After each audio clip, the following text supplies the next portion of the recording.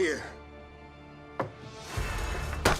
We are officially 3 episodes into The Mandalorian, and it really doesn't get much better than this. Whether you're already a fan or haven't checked it out yet, here at The Binger, we think it's about time we talked about everything that has gone on so far in this epic new show. We're going to try our best not just to say Baby Yoda 2,000 times, but be warned, look at his ears, come on.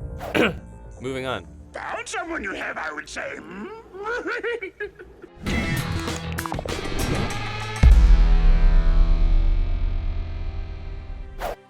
Before we can even talk about Baby Yoda, which we are desperate to do, we want to go back to the beginning and get into what we've learned so far. And all the important things you might have missed. Tread with caution though, if you haven't seen it yet, there are definitely some spoilers coming your way. Oh, nice to see a familiar face. Ichuta. How rude. Let's do a quick catch-up of everything that has happened in The Mandalorian, starting all the way back in Episode 1. 5 years after the events of Return of the Jedi, we first meet the Mandalorian, rounding up a bounty on a snowy planet. We quickly learn that the Mandalorian is great at his job and willing to do whatever it takes to make a buck in this post-Empire economy. Once he arrives back to deliver the goods to Carl Weathers, Weathers tries to pay him in Imperial money. After the fall of the Empire, the economy is in complete disarray, and what was once a valuable currency now holds little to no value. Instead, precious metals are the pay of the day, and the Mandalorian prefers to take those instead, even though what he is offered is worth half of what he would make in Imperial money. Hard-pressed for cash, Mando accepts to meet with another, shadier client, known as the Client, who Weathers says has a much more profitable offer for him. It's very American. No, Juergens. It's very smart. The Client clearly has something sinister going on, as he is flanked by stormtroopers who immediately try to start something with the Mandalorian. They don't wind up resorting to violence, however, and the Client explains his proposal. He and his sketchy doctor friend, who wears a suspicious emblem linked to a group of expert cloners, want the Mandalorian to retrieve a mysterious bounty for them. They clearly want it alive, but are willing to settle for evidence that the Mandalorian has terminated it, if it comes to that, for a pay cut. The Client offers Mando Bexar steel as his payment, which we learn is sacred to his people and extremely important to him. Mandalorians are famous for making lightsaber-resistant armor out of the stuff, and he quickly takes it to a fellow Mandalorian and has it welded into a new piece of armor. During this scene, we also get a flashback to our hero's childhood in which he says he was a foundling. The flashback sees his parents hiding him during what appears to be a war. Once off on his mission, he uses his versatile weapon to start tracking his bounty, and he's on his way.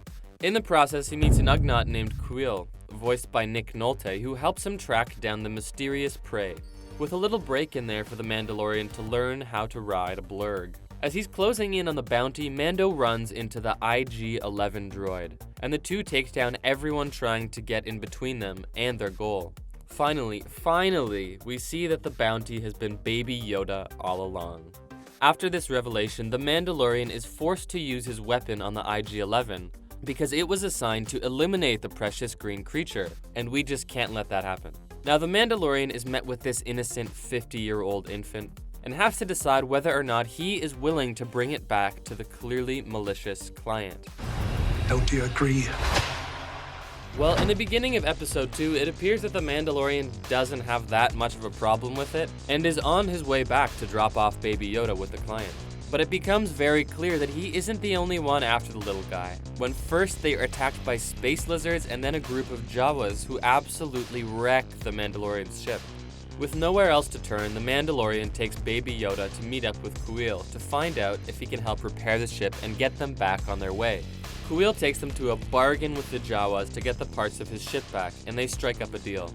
If Mando can retrieve an egg for them, they will give him back what he needs. Thinking it will be easy, the Mandalorian takes Baby Yoda and sets off to find this egg. Well, that plan goes awry when he realizes that it is being guarded by a giant space rhinoceros, and the Mandalorian is just about destroyed by the giant creature. And just as it looks like the Mandalorian is about to meet his maker over an egg, that's when the best thing to ever happen on television takes place. Wouldn't you know it, but little Baby Yoda steps in and uses the Force to lift that thing right off of the ground. Finally, Mando is able to bring the egg back to the Jawas, who just go to town on it, and now has an even bigger question on his hands. How much power does this little guy even have? And can he return it to what will most likely be a torturous existence at the hands of that cloning doctor and a creepy man with no first name, now that the tiny thing has actually saved his life? Arguably the most explosive episode so far, subtitled The Sin, the episode sees the Mandalorian return to the client to give him the asset and be paid in Beskar. Once the Mandalorian receives his Camtano full of Beskar, he takes it to the metalsmith for it to be melted down and converted into a new suit of armor. During this sequence, the show presents the audience with a flashback that offers insight on the Mandalorian's youth and, more broadly, Mandalorian culture and the great purge committed by the Galactic Empire that they endured, and why the surviving Mandalorians are in hiding as well as their morals and beliefs, such as never removing their helmets. After receiving his new suit of armor, he returns to Greef for another bounty, who is a Mon Calamari nobleman. We can't just give in. As Mando enters the Razor Crest to set off on another hunt, he notices one of the knobs missing on one of the levers and is suddenly reminded of Baby Yoda. He abandons his mission of capturing the nobleman in exchange for returning to rescue Baby Yoda, which is of course a huge bounty hunter no-no, or some would even say a sin. When he arrives, he is greeted by incompetent stormtroopers who fail to stop him from entering the client's compound to find Dr. Pershing and Baby Yoda. He uses the whistling birds attachment on his armor, which is essentially projectile flames shooting out of his arms, to escape the compound with Baby Yoda. Once they successfully escape, however, every bounty hunter is informed of the bounty which needs to be caught, which is now Mando himself. Bounty hunters.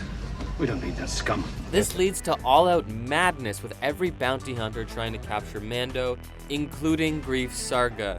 Desperately outnumbered, it begins to look dire for Mando, but fortunately for him, the other Mandalorians come out of hiding and defend Mando and Baby Yoda as they make their escape to a different planet.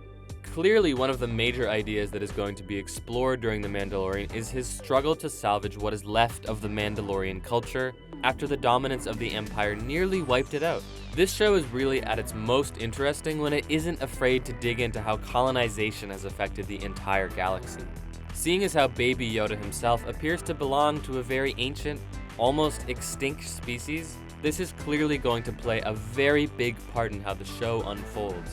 The more we learn about the war that the Mandalorian was a part of as a child, the more we will get to learn about the man beneath the helmet as well, and just why he is the way that he is. His relationship with Baby Yoda is definitely going to be a huge part of the fabric of the show, and we love to see his paternal instincts come into play with the little guy. His history as a foundling and relationship with his parents' sacrifice will definitely color how he interacts with Baby Yoda, and his desire to protect it. Speaking of Baby Yoda, which you know we love to do, while he is clearly going to be a huge part of The Mandalorian as a TV show, he might just have the biggest impact on the Star Wars universe as we know it. We have never been given any information about where Yoda comes from and what species he is. If they continue to open up that history through Baby Yoda, it could really help us understand the Jedi Master who came before. The greatest teacher failure is. Here we'd like to take a little break to recognize a fellow Baby Yoda fan, Werner Herzog. The legendary German director plays the client in the new show, and when he's not in character, he can't help but gush about his love for the tiny little 50-year-old. Okay, now back to the rest of the video. We're sure to continue to see all sorts of familiar faces along with a ton of brand new ones. Your name will be legendary. We spotted a few thugs at an earlier point in the series speaking in Huttese, so there's a good chance that the infamous Hutts will be popping in to say hello at some point, or whatever their version of hello is. Bosca. Not only that, but the mix of practical and digital effects really transport us back into the glory days of Star Wars, while elevating the series to new heights. And those wipes. Wiping from scene to scene is just about the most classic Star Wars move out there, and it really shows just how much the filmmakers care about the history that they're a part of. This is something we love to see. What do you think of The Mandalorian so far? Is it doing justice to the long history of Star Wars? Let us know in the comments, and don't forget to subscribe to The Binger.